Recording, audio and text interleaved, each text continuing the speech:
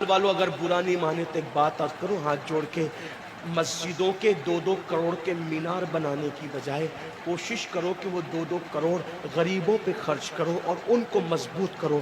اگر ہماری قوم 10 سال میں مضبوط ہو گئی تو 2 نہیں بلکہ 10 کروڑ کے مینار ہم بنا سکیں گے۔ اس لیے میری گزارش ہے جلسوں کے خرچے بھی کم کرو، شادیوں کے خرچے بھی کم کرو اور سب خرچے کم کر کے اپنی قوم کو مضبوط کرو۔ حضور علیہ السلام اسی لیے تشریف لائے تھے۔ تو دیندار بنو، مالدار بنو، اور نمبر 3 ایجوکیشن پہ بہت محنت کرو۔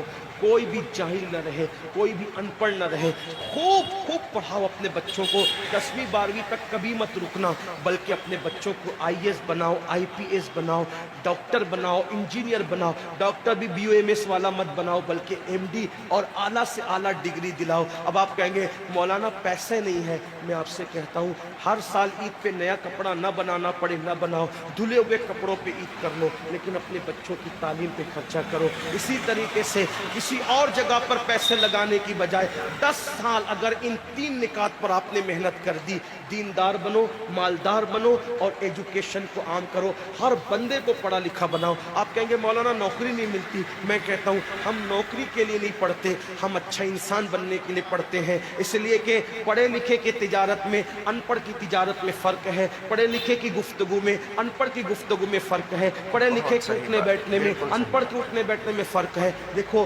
آپ یہ نہیں کہتا ہوں کہ آپ سب ان پڑھو، لیکن ایک بات آپ سے کہتا ہوں محفل میں پڑھے لکھوں کا انداز اور ہوتا ہے، ان پڑھ لوگوں کا انداز اور ہوتا ہے۔ کھانے میں، پینے میں، اٹھنے میں، بیٹھنے میں تعلیم کو عام کرو، دنیا بھی پڑھاؤ، آخرت بھی پڑھاؤ۔ اپنے بچوں کو اتنا علم دو کہ وہ مسلمان رہے، سچے مسلمان رہے، اور اپنی بچیوں کو بھی اتنا علم دو سچی پکی مسلمان رہے، اور اسکول، کالج، یونیورسٹی میں اعلیٰ سے اعلیٰ تعلیم دلاؤ۔ اور یاد رکھنا غربت کا بہانہ مت بناؤ۔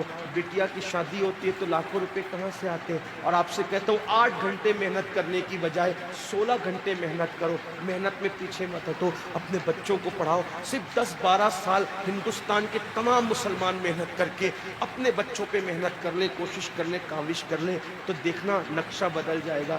یہ بھی آپ سے کہتا ہوں، ایک بات کہتا ہوں، منع نہیں کر رہا ہوں، اگر مجھ سے غلطی ہو تو میرے علماء اصلاح کریں گے، آپ میری ذات کو دیکھ کے قبول نہیں کرنا۔ باپ کے چہلم پر 40 دیگ پکانے کی بجائے 1 دیگ پکاؤ، ان 40 دیگوں کا خرچہ بچا کر کسی بچے کی تعلیم پر اپنے باپ کے ایصال ثواب کے لیے خرچہ کر دو۔